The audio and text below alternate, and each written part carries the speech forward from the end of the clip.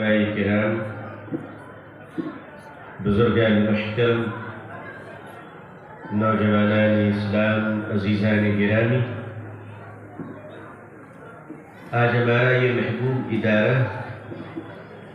اور عظیم مدرسہ حکیم الامت مجدد الوقت حضرت مولانا سید محمد اشرف علی تھانوی رحمۃ اللہ علیہ کے نام مبارک سے منسوب یہ شالق پاڑا مدرسہ اشرف العلوم،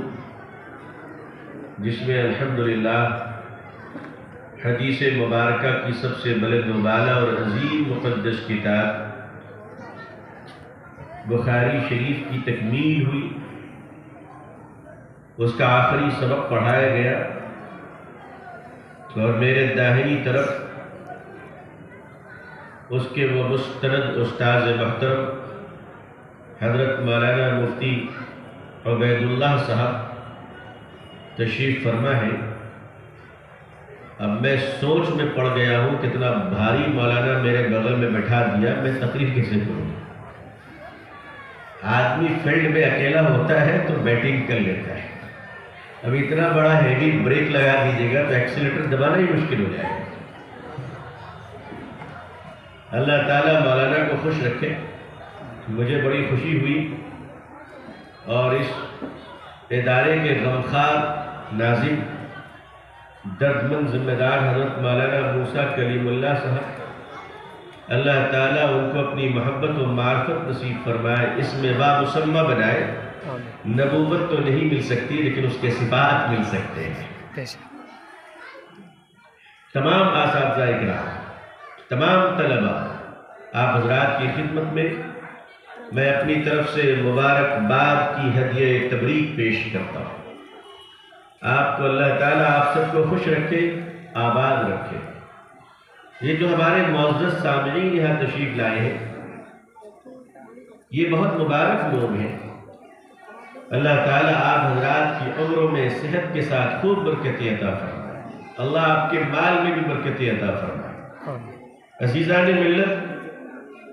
میں آپ سے دو تین باتیں ہلکی اردو میں کہہ جاؤں، ویسے بھی میری اردو کوئی بہت اچھی نہیں ہے، آپ سمجھ سکتے ہیں انشاءاللہ۔ مولانا تو ایسی گھیرا بندی کر رہے تھے کہ مجھے لگ رہا تھا کہ آج زبان تبدیل ہی کرنی پڑے گی۔ আপনারা সুষ্ঠুভাবে উর্দু বুঝতে পারছেন তো? অসুবিধা হয়নি তো? চলুন الحمدللہ۔ یہ میں نے دو جملہ اس لیے کہہ دیا آپ کو بتانے کے لیے کہ مولانا سچ بول رہے تھے۔ عزیزان ملت، دو تین باتوں کو اچھی طرح سمجھ جائیے کہ یہ جو ملک ہمارا ہے، اس ملک کا نام ہے ہندوستان اور اس کا سرکاری نام ہے بھارت، اور اس کا انٹرنیشنل نام ہے انڈیا، اور اس کا پرانا نام آریہ ورت ہے جو وید میں کہے جاتے تھے۔ یہ اللہ نے ہم لوگوں کو بہت عظیم الشان ملک دیا، عظیم الشان ملک، اس میں کوئی دو رائے نہیں۔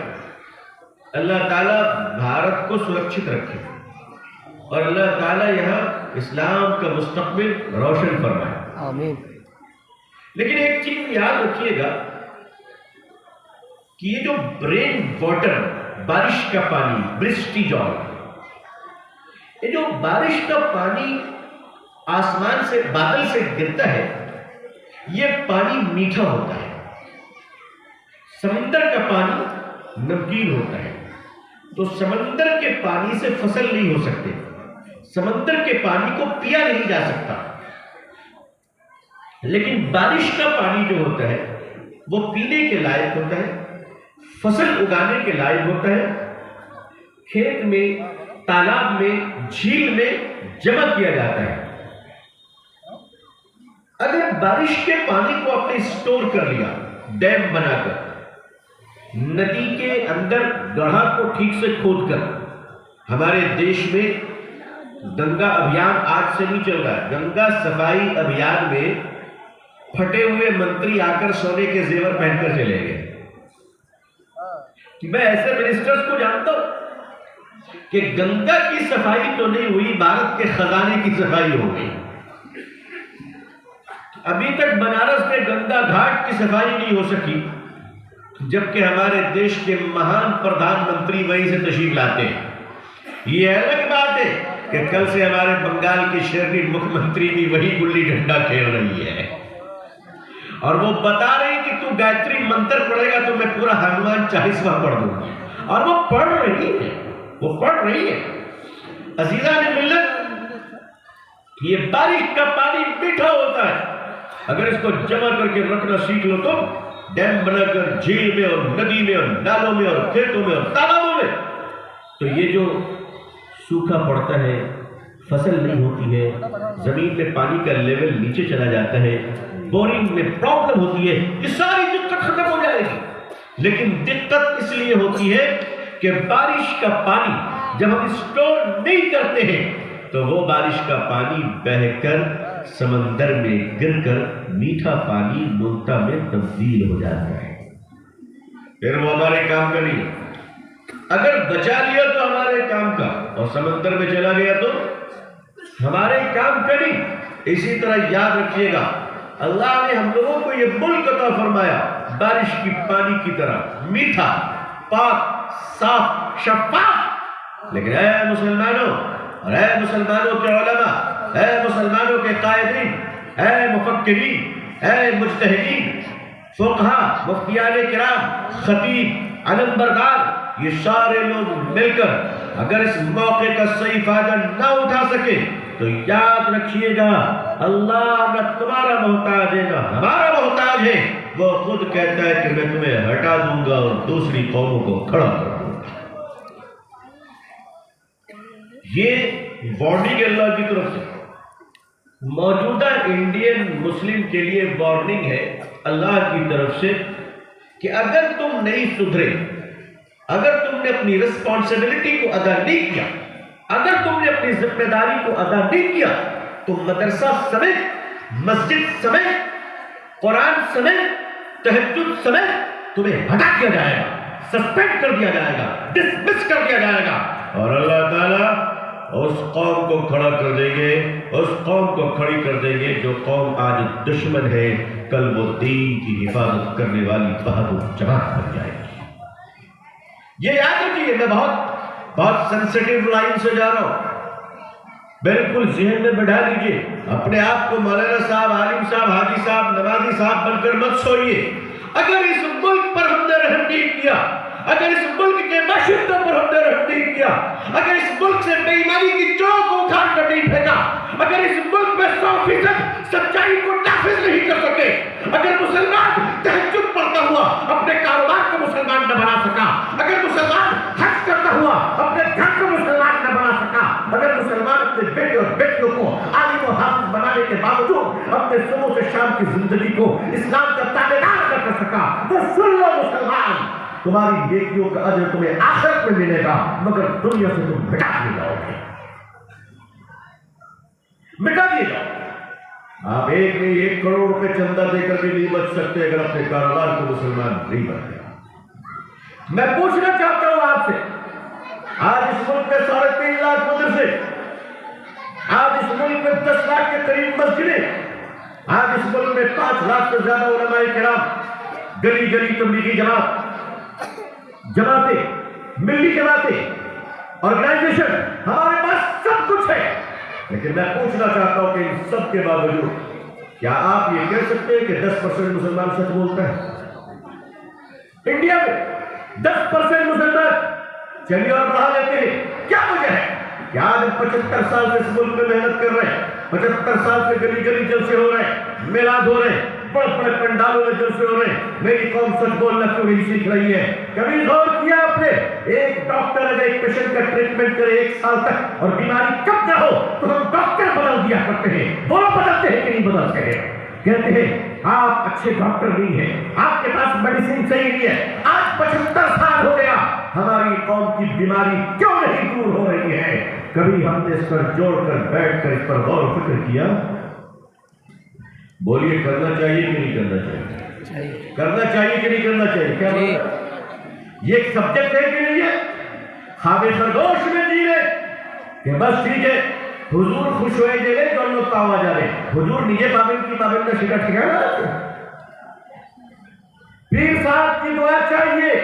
سارے لوگوں کی دعا چاہیے لیکن یاد رکھو جب تک اپنے اعمال درست نہیں ہوں گے تم کسی بنیاد پر قبر میں شامل نہیں کر پاؤ گے مسلمانوں اپنی میں کمپیئر نہیں کر رہا ہوں ہمیں کورونا کو چھینا میں کمپیئر نہیں کر رہا ہوں لیکن آپ کے انفارمیشن کے لیے بتا رہا ہوں جاپان دنیا کا ایک ایسا ملک ہے جہاں گلی گلی مسجد نہیں ہے مدرسے نہیں ہے تبلیغی جماعت نہیں ہے میرے جیسا مولوی نہیں ہے جلسے نہیں ہوتے حالانکہ ابھی ٹوکیو میں اسلام کا کام ہو رہا ہے ماشاءاللہ لیکن میں جو چیز آپ کو بتانا چاہتا ہوں یہ آپ کو شرمندہ کرنے کے لیے نہیں آپ کے دل کو جھنجھوڑنے کے لیے اپنے علماء کو بڑھانے کے لیے کہہ رہا ہوں کہ آج وہاں کچھ نہ ہوتے ہوئے بھی جھوٹ والی لوگ بولتے وہاں کے لوگ جھوٹ نہیں بولتے وہاں چوری نہیں ہوتی ہے وہاں دھوکہ نہیں دیتے وہاں وعدہ کرنے کے بعد وعدہ خلافی نہیں کرتے وہاں کسی کا روپے لیتے ہیں تو واپس کرتے ہیں قرضہ لیتے تو ٹائم پر واپس کرتے ہیں کیا آپ مجھے کہنے کی اجازت دیں گے اسلام جاپان میں ہے اور مسلمان ہندوستان میں ہے ہندوستان کے مسلمانوں کے پاس اسلام کہاں ہے یہ سوال ہے میں آج دیوانہ ہوں آپ سے پوچھ رہا ہوں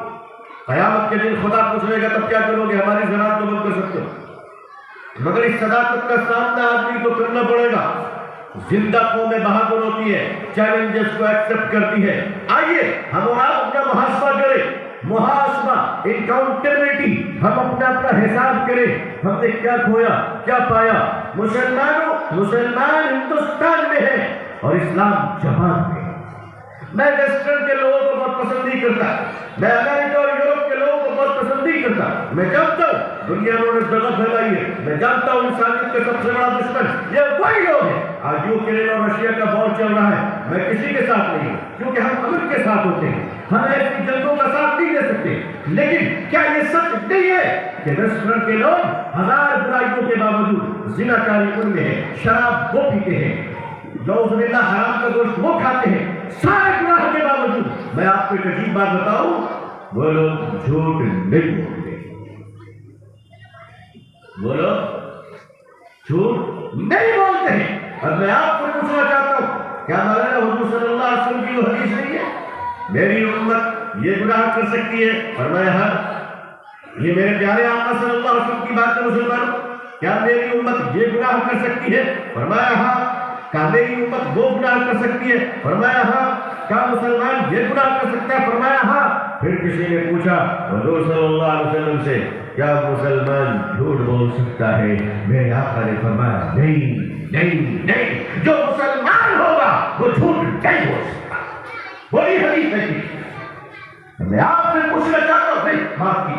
کیجیے آپ تو میرے محترم لوگ ہیں میری ہمت کیا کہ میں آپ سے پوچھ لوں میں اپنے آپ سے پوچھنا چاہتا ہوں کیا ہم سچ بولتے ہیں جاپان والوں کے پاس ایمان نہیں مگر سچ ہے لندن امریکہ والوں کے پاس ایمان نہیں مگر سچ ہے ان کا بچہ جھوٹ نہیں بولتا American former president Mr Bill Clinton نے ایک بار جھوٹ بول دیا تھا موڈیکا لوئنسکی کے بارے میں پوری قوم خراب ہو گئی کہ میرا صدر جھوٹ کیسے بول سکتا ہے آخرکار اس پریزیڈنٹ کو عدالت میں جا کر کہنا پڑا I'm sorry میں نے جھوٹ کہا اور آج مجھے معاف کر دیجیے آپ لوگ میں آپ کا اپنا ہوں آج تو جلسے کے اسٹیج پر بیٹھ کر مولوی اپنی تقریر میں جھوٹ بولتا ہے بولو سکتے جھوٹ بولتا ہے کہتا ہے میں فلائٹ میں بیٹھا ہوتا ٹھیک ہے بھائی ہم کو بھی معلوم ہے تم بیل گاڑی میں نہیں جاتے اب میرے بغل میں فلانے صاحب بیٹھے ہوئے اور میرا ٹوٹو اسٹارٹ ہو گیا صاحب اگر ہو بھی گیا تو اس سے سمجھنے کا کیا رہے گا کیا لگا سمجھنے کا اللہ کا شکر ہے آپ لوگوں کی دعاؤں سے میں بھی سال میں 2-4 جگہ جاتا رہتا ہوں الحمدللہ مجھے آج تک کوئی ایسا آدمی نہیں ملا جو بیٹھ کے میرے ساتھ بلا وجہ بحث شروع کرے بھائیوں یہ جھوٹ بول کر دینی جلسوں کو ناپاک کیوں کر رہے ہیں